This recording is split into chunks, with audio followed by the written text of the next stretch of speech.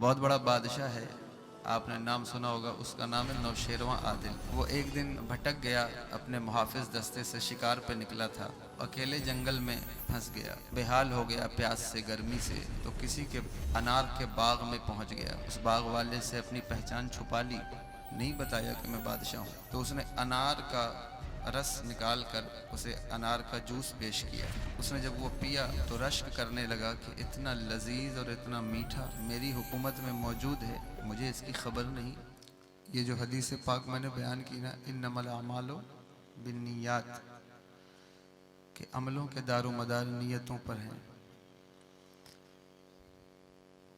ये वो हदीस मुबारक है जिसके बारे में हज़रत इमाम अहमद इब्न हम्बल रज़ी अल्लाह ताला अन्हु फरमाते हैं कि ये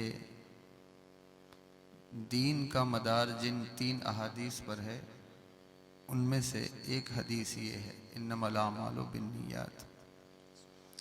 इमाम शाफ़ई रहमतुल्लाह ताला अलैह फरमाते हैं कि कुल इल्म का तिहाई हिस्सा यही हदीस मुबारक है, इन्नमल अमालु बिन्नियात। उम्दतुल कारी शरह सही बुखारी में हज़रत अल्लामा बदरुद्दीन ऐनी रहमतुल्लाह ताला अलैह ने लिखा है हज़रत अबू बकर बिन दासा से, और वो कहते हैं कि मैंने हज़रत इमाम अबू दाऊद को सुना क्या कि उनके पास 7 लाख हदीसों का ज़ख़ीरा था। कितना? 7 लाख, 7 लाख, 7 लाख हदीसें उन्हें याद थी। कितनी बड़ी बात है। इमाम बुखारी रहमतुल्लाह ताला अलैह को भी उन्होंने जो बुखारी शरीफ लिखी है, आपने नाम सुना है कि नहीं, जानते हैं आप हजरात या नहीं? उसमें कोई मेरा ख्याल है 7275 हदीसें मुबारक हैं। और उनको कितनी हदीस याद थी? अब इस पर बहस की जाए कि कितनी हदीस, अब तो लोग इसके भी मुनकिर हैं, लेकिन बहरहाल इमाम अबू दाऊद वो कहते हैं कि 7 लाख हदीसों का मैंने खुलासा तैयार किया, तो मेरे पास रह गई कुल 4000 हदीसें। 7 लाख हदीसों का खुलासा बनाया तो कितनी हदीसें रह गई? 4000 हदीसें। और उन 4000 हदीसों का अहादीस का मैंने खुलासा बनाया तो मेरे पास रह गई 800 हदीसें। और उन 800 अहादीस का खुलासा तैयार किया तो मेरे पास रह गई सिर्फ 4 हदीसें। उनमें से पहली हदीस ये है, इन्नमल अमालु बिन्नियात, के अमलों के दारो मदार नीयतों पर हैं। जैसी नीयत होगी बरक़ात वैसे ही होंगी। वो आपने मसल सुनी होगी, जैसी नीयत वैसी बरकत। हम अमल पर बहुत कोशिश करते हैं, तबलीग भी करते हैं। आज के इस जलसे में भी कहा गया कि कुछ इस्लाह की बातें की जाएं, तो अमल को ठीक करना बहुत ज़रूरी है, लेकिन उससे पहले नीयतों को ठीक करना बहुत ज़रूरी है। आप जो भी काम करते हैं उसमें पहले नीयत का इस्तेहज़ार करें। तवज्जो है आपकी या नहीं? सुन रहे हैं मेरी बात को? नीयत का इस्तेहज़ार। बहुत बड़े बुज़ुर्ग हैं हज़रत इमाम मोहम्मद बिन सीरीन, आपने शायद नाम न सुना हो, बहुत बड़े मुअब्बिर भी हैं ताबईन में से। उनके ज़माने में एक बहुत बड़े ताबई हज़रत इमाम हसन बसरी रज़ी अल्लाह ताला अन्हो का विसाल हुआ। सबने नमाज जनाजा पढ़ी, हज़रत मोहम्मद बिन सीरीन ने नमाज जनाजा नहीं पढ़ी। किसी ने उनसे पूछा कि हज़रत आपने क्यों नहीं पढ़ी? तो उन्होंने फरमाया कि मेरी नीयत नहीं हुई थी, इसलिए मैंने नहीं पढ़ा। मैं किसी को दिखाने के लिए नहीं पढ़ना चाहता था। बुजुर्गान दीन हमेशा वही काम करते थे जिसकी पहले वो नीयत कर लें, अच्छी नीयत कर लें। बहुत बड़ा बादशाह है, आपने नाम सुना होगा, उसका नाम है नौशेरवां आदिल। मेरे ही नाम पे उसका नाम है। वो एक दिन भटक गया, अपने मुहाफिज दस्ते से शिकार पे निकला था, भटक गया तो अकेले जंगल में फंस गया, बेहाल हो गया प्यास से गर्मी से, तो किसी के अनार के बाग में पहुंच गया, उसने जाकर उस बाग वाले से अपनी पहचान छुपा ली, नहीं बताया कि मैं बादशाह हूँ। कहा कि मैं मुसाफिर हूँ, मेरी कुछ ज़ियाफ़त करो। तो उसने अनार का रस निकाल कर उसे अनार का जूस पेश किया। उसने जब वो पिया तो रश्क करने लगा कि इतना लजीज और इतना मीठा अनार का रस मेरी हुकूमत में मौजूद है, मुझे इसकी खबर नहीं। दिल में इरादा कर लिया, नीयत कर ली कि मैं यहाँ से निकलूँगा तो इस बाग पे कब्ज़ा कर लूँगा। थोड़ी देर के बाद उसने फिर कहा कि मुझे एक और गिलास पेश किया जाए। जब उसने दोबारा पेश किया तो वो बड़ा ही बदजायका और फीका था। उसने पूछा कि ये जो तुम लाए थे, क्या तुम उसी दरख्त से लाए हो? उसने कहा हाँ, हम उसी दरख्त से लाए। कहा ये तो बड़ा बदजायका है, फीका है, आखिर ऐसा क्यों? उस बागी जो वो बाग का मालिक था उसने कहा कि मेरे अब्बा कहा करते हैं कि जब बादशाहों की नीयत ख़राब होती है फलों के जायके चले जाते हैं। तो उसने दिल में तौबा की कि बादशाह तो मैं ही हूँ और मुझसे ये ख़ता हो गई है। उसने तौबा की, रुजू किया। चलते चलाते कहा एक और गिलास पेश करो। तो उसने फिर पेश किया तो ये पहले वाले से भी ज़्यादा लजीज और मीठा था। उसने पूछा ये कहाँ से लाए? कहा उसी दरख्त से लाए। कहा ये तो पहले वाले से भी ज़्यादा लजीज है, मीठा है। कहा मेरे अब्बा कहा करते हैं कि बादशाह अगर तौबा कर ले फलों के जायके बढ़ जाते हैं। महफिल का नूर हो, मजलिस का नूर हो, घर की चांदनी हो या आमाल के मामलात हो, वो नीयतों पर मुनहसर हैं। इसलिए अपनी नीयतों को हमेशा अच्छा रखिए। मुख्तलिफ नीयतें हो सकती हैं महफिल करने की, जलसे करने की। लोग तरह तरह की नीयतें करते हैं। मैं आपकी नीयत पे शक नहीं करता, लेकिन मैं समझाना मेरा काम है, इसलिए मैंने ये बातें आपसे अर्ज कर दी कि जब भी मजलिस मुनक्किद करें ये ख्याल करें कि ये मजलिस किस लिए है।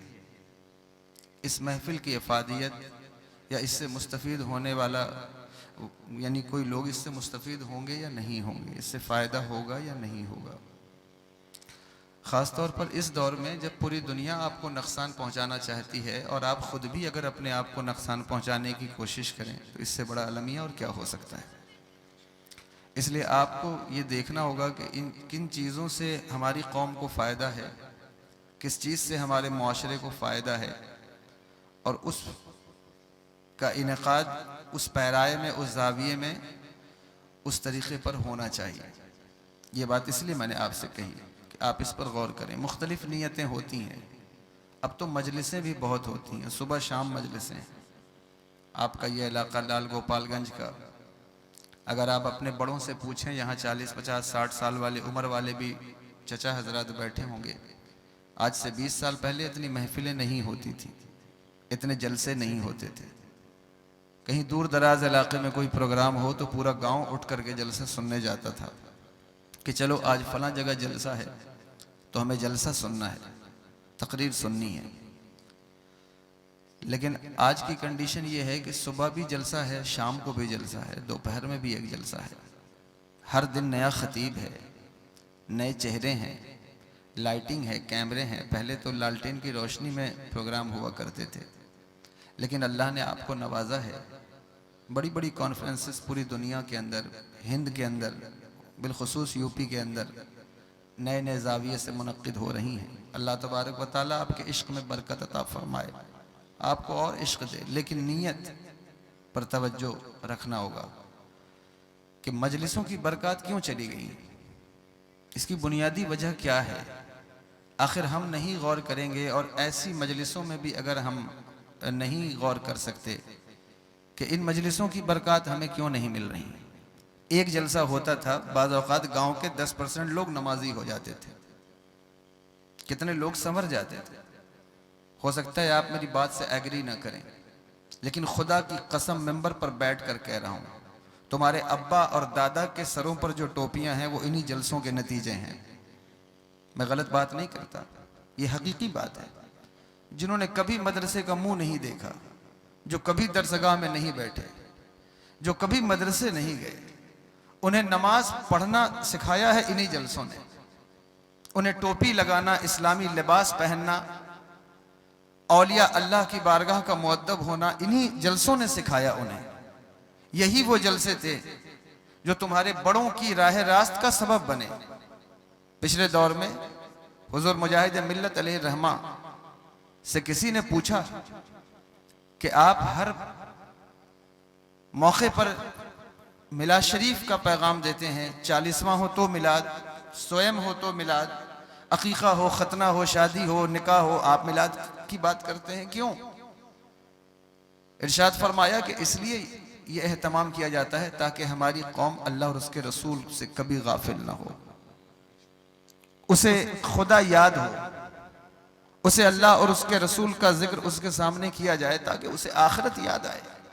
ये जितनी चीजें तुम देखते हो जो सुन्नियों के अंदर राइज है, तवज्जो है आपकी, सुन रहे हैं? सुन रहे हैं आप मेरी बात या नहीं? जितनी चीजें राइज हैं जिनको हम इस वक्त अहले सुन्नत वल जमात के मामूलात गर्दान रहे हैं वो मामूलात में से हैं भी, तो वो किस बुनियाद पर हैं? कभी आप गौर करें। औलिया अल्लाह की मज़ारात पर जाना, 11वीं की महफिल, 12वीं की महफिल, स्वयं की, 40वें की, तीजे की महफिल किस बुनियाद पर है? क्यों है? क्या महज ये लज़्ज़त क़ल्ब निगाह का कोई सामान है? क्या महज ये कोई एंटरटेनमेंट का जरिया है, तफरीह का कोई जरिया है, दिल बहलाने का या एडवर्टाइजमेंट का या किसी कल्बी भड़ास को निकालने का कोई जरिया है, या इसके पीछे कुछ राज है? ये महफिलें क्यों हैं? ये औलिया अल्लाह के दरबारों पर लोगों का हुजूम क्यों है? किस बुनियाद पर है? अगर तुम सही मानों में इस पर गौर करोगे, ये सारी चीजें तुम्हें अल्लाह और उसके रसूल से करीब करती हैं, इसलिए इनका वजूद है। औलिया की मज़ारात पर जाना, जिसको इस दौर के अंदर आपने एक तफरीह का सामान बना लिया है, ये क्यों है? हुज़ूर गौसुल आज़म रज़ी अल्लाह ताला अन्हु फरमाते हैं कि जिसको खुदा याद ना आए वो हमारी मजलिसों में आए, यहाँ खुदा याद ना आए कब्रिस्तान चला जाए। क्यों कब्रिस्तान? इसलिए कि कब्रिस्तान जाओगे, टूटी फूटी कब्रें देखोगे, तुम्हें खुदा याद आएगा, अल्लाह याद आएगा। कब्रों को देखकर अल्लाह याद आता है, खुदा याद आता है, इसलिए कब्रों पर भेजा। कब्रों पर जाने से रोकने वाले भी ये बात सुनते चलें। और ये हदीस पाक जो मैं अब पढ़ने जा रहा हूं, ये मज़ारात पर हाजिरी के मुनकिरीन के मुंह पर दो कि ये देखो, ये मेरे आका का फरमान आलीशान है। बुखारी शरीफ किताबुर रिकाक की हदीस है। मेरे आका इरशाद फरमाते हैं, कुन तो नहैतुकुम अन ज़ियारतिल क़ुबूर, हमने तुम्हें कब्रों की जियारत से रोका था, फज़ूरूहा, लेकिन जाओ अब जाकर जियारत करो। हुजूर क्यों जियारत करें? कब्रों की जियारत से क्या मिलेगा? फरमाया फज़ूरूहा, जाओ जियारत करो। क्यों जियारत करें? लिअन्नहा तुज़क्किरुल आखिरा, इसलिए कि ये तुम्हें आखिरत की याद दिलाती है, तुम्हें आखिरत याद आती है। अगर टूटी फूटी कब्रें देखकर आखिरत याद आती है तो मुरक्का और मुरस्सा कब्रें देखकर भी आखिरत याद आती है। पता चलता है कि वो इंसान जिसने सारी जिंदगी हुकूमत की, सारी जिंदगी ऐशो इशरत में गुजारी, सारी जिंदगी शोहरत की बुलंदियों को छूता रहा, वो अब अपनी कब्र में है, कोई फातिहा पढ़ने वाला भी नहीं, कोई खड़ा होने वाला भी नहीं। ऐसे लोग हैं। यहां आप लाल गोपालगंज में रहते हैं, यहां से चले जाएं, सैयद साहब अलीगढ़ में रहते हैं, आगरा चले जाएं, आगरा में शाहजहां का भी मज़ार है। हिंदुस्तान का इतना बड़ा बादशाह जिसे अकबर कहा जाता है, उसका मज़ार भी वहीं सिकंदरा में मौजूद है। और बाज़ औक़ात तकरार के साथ होती है, नकीब साहब भी बैठे हुए हैं, कहेंगे कि हज़रत आप ये बात असल में मर्ज एक हो तो दवा भी बार बार दोहरानी पड़ती है।